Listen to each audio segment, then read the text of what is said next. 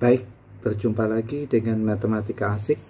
Kali ini saya akan memaparkan aplikasi turunan yang kedua, yaitu menentukan fungsi naik dan fungsi turun. Dalam matematika, pada paparan ilmu kalkulus, suatu fungsi dikatakan fungsi naik apabila memenuhi kondisi seperti di bawah ini.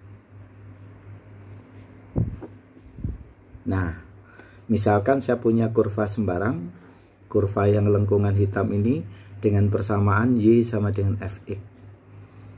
Kemudian ada suatu titik di sini dengan koordinat X1, Y1, kemudian X2, Y2. Nah, fungsi dikatakan naik itu definisinya seperti yang di bawah ini. Nah, kalau adik-adik perhatikan, ada suatu ketentuan, suatu fungsi dikatakan naik apabila dari X1 menuju X2 nilainya makin besar, maka nilai Y1 menuju Y2 juga dia makin besar. Jadi, definisi fungsi naik itu semakin X diperbesar, nilai Y-nya makin besar. Kalau secara fisik gambar, geometri, fungsi naik itu gambar kurvanya makin ke kanan makin ke atas. Lalu indikatornya kok dikaitkan dengan gradien, Pak? Nah, pada interval fungsi naik ini, apabila adik-adik buat sembarang garis singgung, salah satu misalkan garis singgungnya di sini. Nah, ini garis singgung nampak berwarna merah tipis. Garis singgung itu punya kemiringan condong dari kiri bawah ke kanan atas. Padahal kita ingat gradien garis singgung itu Y aksen.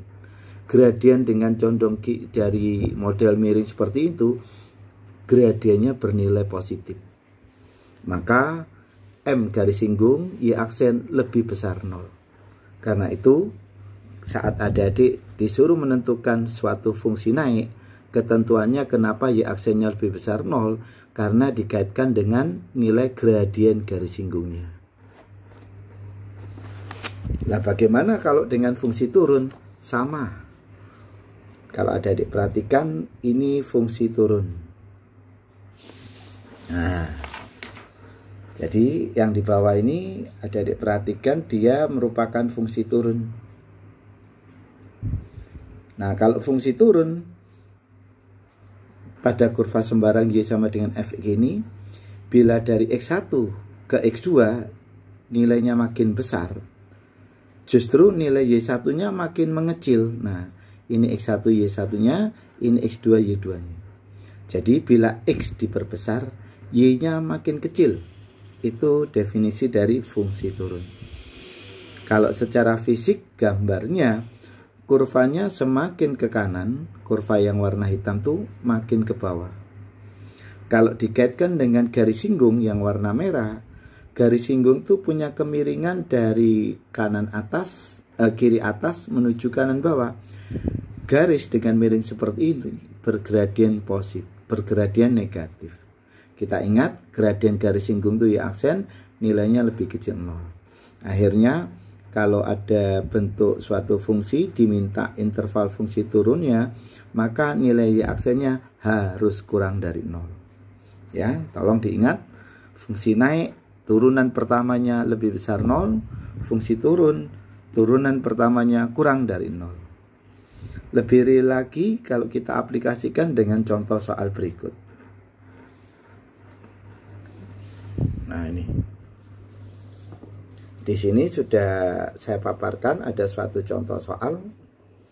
Diketahui suatu fungsi fx dalam polinomial berderajat 3, x pangkat 3 min 6x kuadrat min 15x plus 7. Tentukan interval nilai x agar fungsi fx mengalami fungsi naik yang A, lalu yang B fungsi turun. Nah, kita ingat untuk fungsi naik tadi yang di sebelah kirinya ini, Y aksennya turunan pertama harus lebih besar 0. Jadi kalau kita selesaikan dari bentuk kalimat soal di atas, fungsi naik.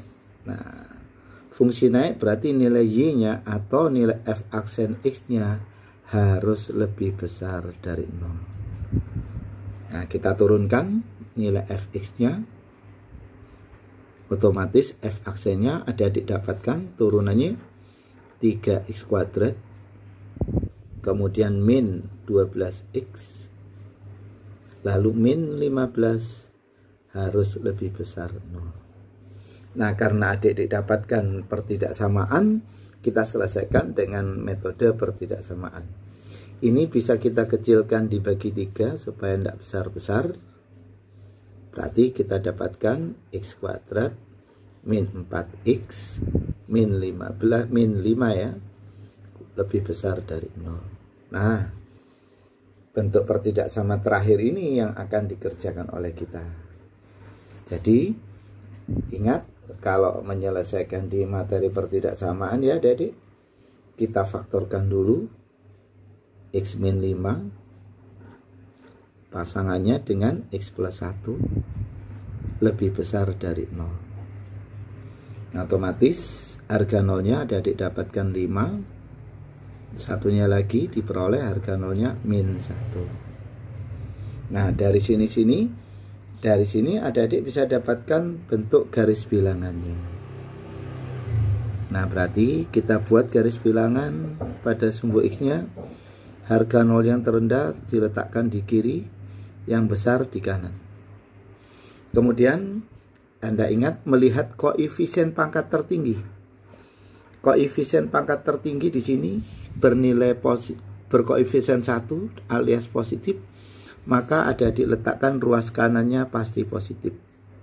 Jadi kalau pakai koefisien pangkat tinggi, ngeletakkannya di ruas kanan. Kemudian kita jumpai dia berpangkat ganjil. Ingat di teori pertidaksamaan, dilihat di video pertidaksamaan ya, plus, lompat min, lompat plus. Lalu yang diminta lebih besar 0, berarti yang bertanda positif. Nah, ada didapatkan 5 ke kanan, min 1 ke kiri. Jadi otomatis ada didapatkan fungsi fx akan mengalami naik pada interval. Nah, intervalnya ada 2, 1 ke kiri, 1 ke kanan. X lebih kecil min 1 atau X lebih besar 5. Nah, ini sudah merupakan jawaban dari pertanyaan yang A.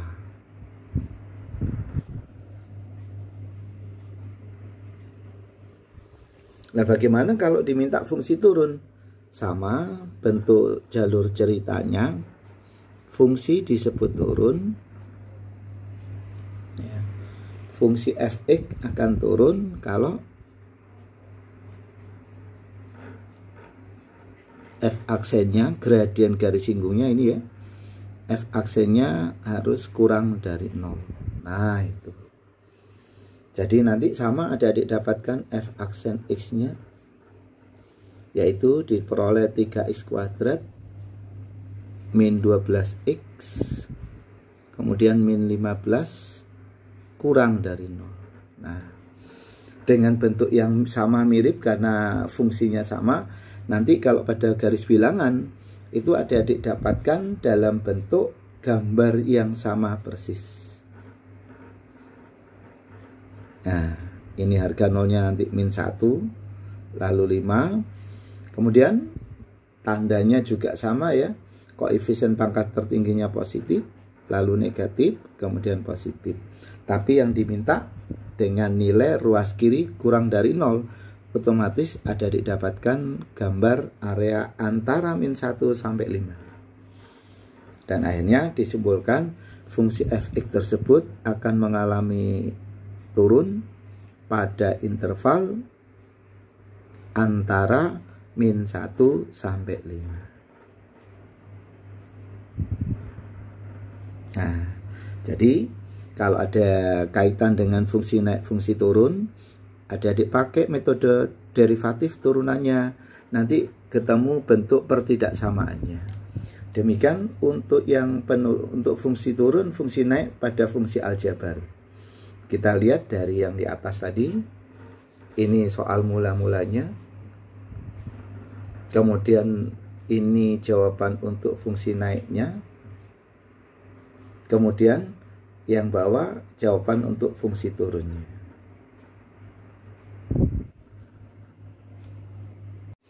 Berlanjut pada soal yang nomor 2, fungsi naik dan fungsi turun. Diketahui fx sama dengan sepertiga x pangkat 3 ditambah setengah px kuadrat tambah p plus 3x plus 7. Kemudian agar fx mengalami fungsi naik, maka tentukan batas nilai p. Ini model dari soal yang pernah keluar di ujian PTN SBMPTN. Nah, kalau kita selesaikan dari bentuk soal ini, nah ini fungsi naik tadi sudah ditetapkan f aksennya lebih besar dari 0. Nah, otomatis adik-adik turunkan fx-nya, f aksennya jadi dapat 3 dikalikan sepertiga jadi x kuadrat, lalu px ditambah p plus 3 lebih besar dari 0 ya. Nah, dari sini kendala kita otomatis apa adik-adik? Dari sini kita disuruh menentukan nilai p, tapi nilai x-nya tidak diketahui. Nah, nih coba perhatikan dari bentuk yang paling bawah. Di sini kita suruh nyari batas p, x-nya belum tahu. Adik-adik bisa arahkan pada sifat kuadrat. Jadi kalau kita perhatikan di sini ada bentuk kuadrat.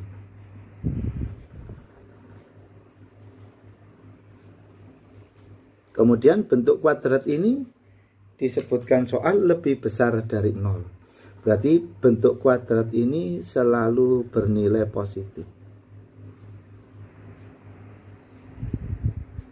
Nah, ini lebih besar dari 0. Bentuk kuadrat yang selalu positif ini dikenal pada materi persamaan kuadrat dengan sebutan bentuk definit positif. Kalau dihubungkan, definit positif itu sama dengan bentuk akar khayal.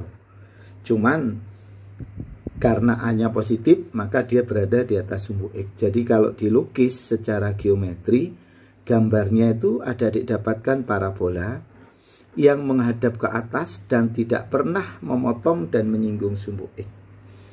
Dari bentuk geometri ini ada didapatkan sifat bahwa parabola menghadap ke atas, otomatis A-nya pasti positif. A itu di depan koefisien X pangkat 2. Kemudian karena tidak memotong, tidak menyinggung, D-nya kurang dari 0. Nah, untuk mencari nilai P dari pertidaksamaan terakhir, adik-adik gunakan sifat definit positif akibat pernyataan soal terakhir ini. Nah, kalau kita selesaikan bentuk soal ini, otomatis A-nya didapat 1. Berarti A-nya sudah positif. Nah, ini bisa kita tinggalkan karena syaratnya sudah terpenuhi. Kemudian nilai diskriminannya. Nah, diskriminan itu dirumuskan B kuadrat min 4AC ya. Nah, bagi yang belum ingat, nih rumusnya. B kuadrat itu koefisien yang di depan X, otomatis B kuadrat min 4, A-nya di sini di depan 1, C itu yang bagian belakang ini. Nilainya harus kurang dari 0. Nah, baru adik-adik bisa dapatkan batas nilai P dari pertidaksamaan terakhir ini dari sifat definit positifnya. Kita selesaikan P kuadrat min 4P min 12. Nah, dengan pemfaktoran adik-adik dapatkan nilai dari bentuk faktornya, yakni P min 6 dikali P plus 2 kurang dari 0. Harga nolnya otomatis adik-adik dapatkan 6 sama min 2. Nah, dengan garis bilangan kita dapatkan min 2 itu di sebelah kiri, 6-nya di sebelah kanan. Koefisien pangkat tertingginya positif. Nah, kalau koefisien pangkat tertinggi positif, ruas kanan pasti positif.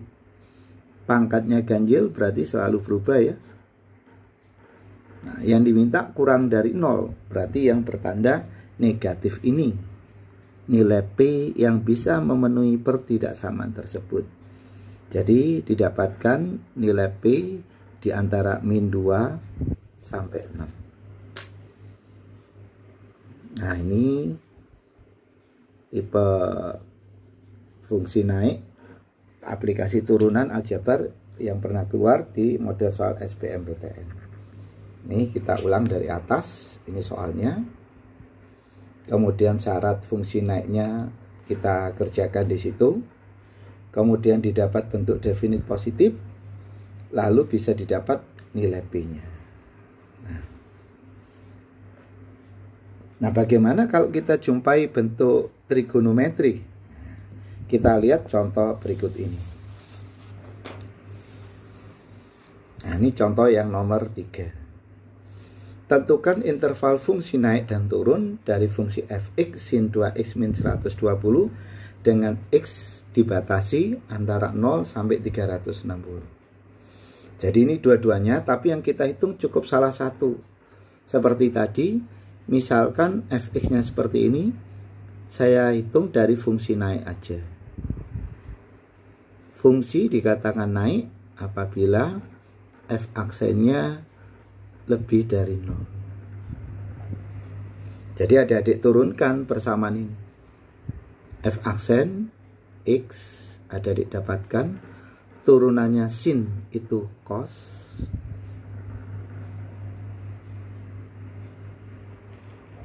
lalu dikali, jangan lupa ini turunannya 2x itu didapat 2, nilainya lebih besar dari 0. Baru adik-adik selesaikan bentuk pertidaksamaan trigonometrinya, ya.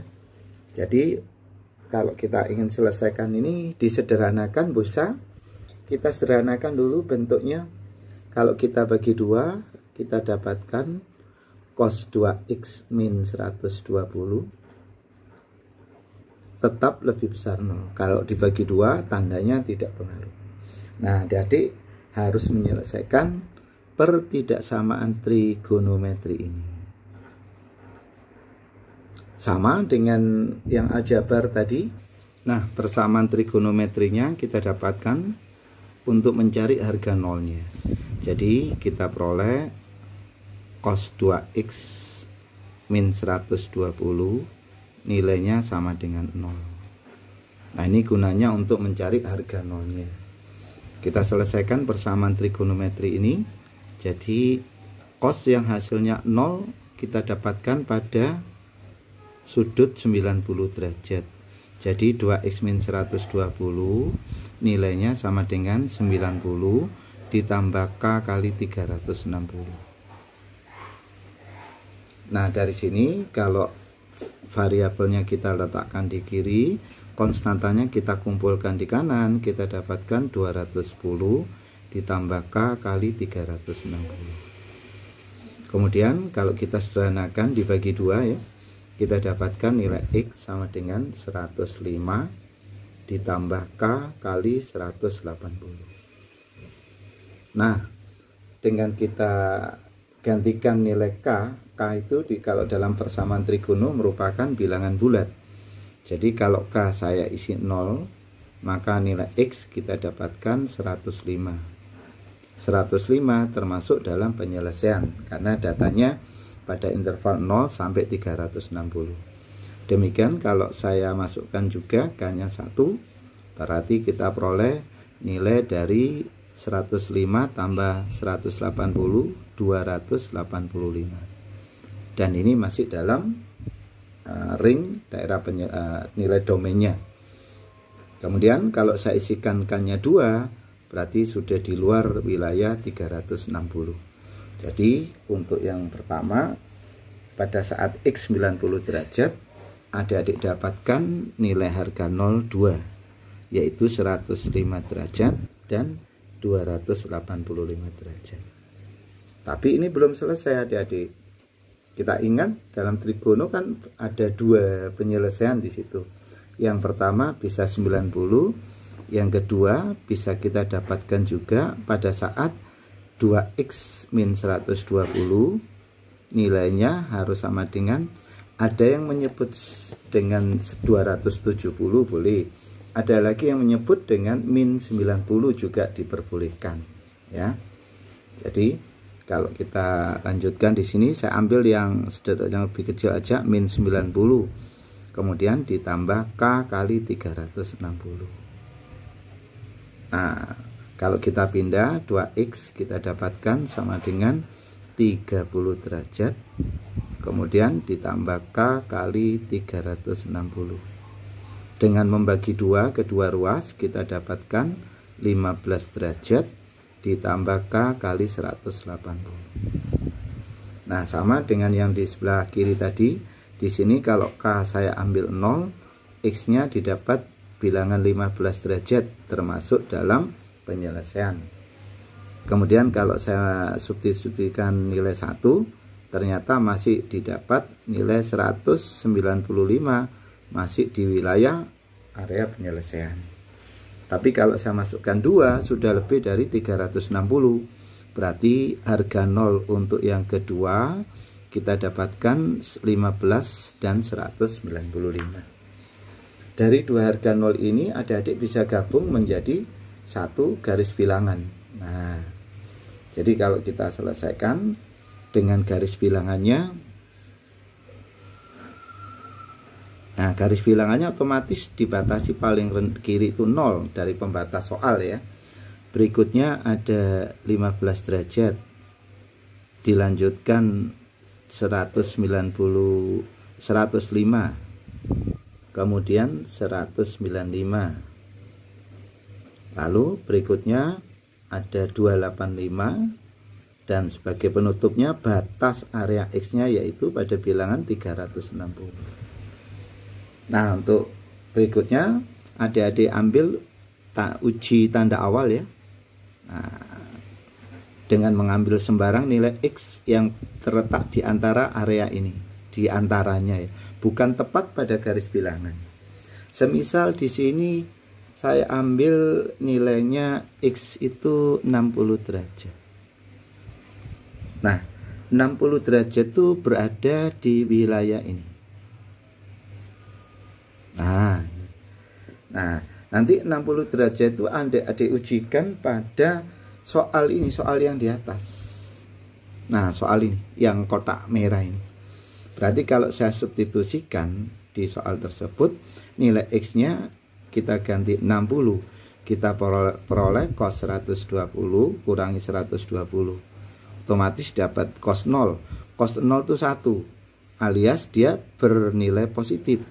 Maka pada area sumbu X dengan X-nya 60 derajat itu selalu bernilai positif. Jadi wilayah 60 itu mewakili area ini. Berarti harga nolnya tidak ada yang kembar. Jadi kalau lompat negatif, lompat ke sini negatif, kemudian positif, dilanjutkan negatif. Nah, dari sini yang diminta soal lebih besar 0 adik-adik. Berarti kalau lebih besar 0, otomatis areanya yang ini. Nah, jadi fungsi fx tadi dikatakan bernilai fungsi fx tadi mengalami naik pada interval, nah ini di antara 15 derajat X sampai 105 derajat, atau di antara 195 X sampai 285, antara dia ya. Nah, ini fungsi naiknya.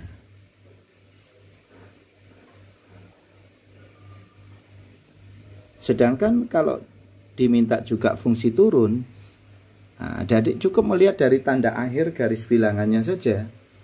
Nah, di tanda akhir garis bilangan itu yang bertanda negatif di wilayah kiri, tengah, dan kanan. Berarti fungsi tersebut mengalami fungsi turun pada interval antara 0 dan 15 derajat, digabung antara 105 sampai 195, kemudian digabung lagi yang negatif antara 285 sampai 360. Nah, ini wilayah untuk fungsi turun itu terletak pada interval X yang kotak merah ini.